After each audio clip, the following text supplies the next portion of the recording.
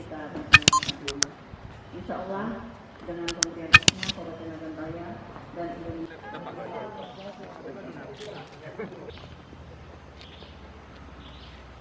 Dan Kepala Puskesmas betul. Syederalun, Bupati Nagan Raya M. Jamin Idham menyerahkan 50 unit alat cuci tangan. Bantuan ini akan ditempatkan pada pesantren, masjid, dan puskesmas sebagai bagian dari upaya pencegahan COVID-19.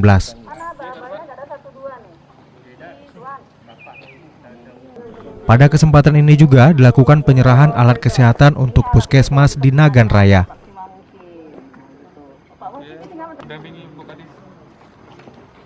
Dari Sukamakmur, Rizwan, Serambi On TV.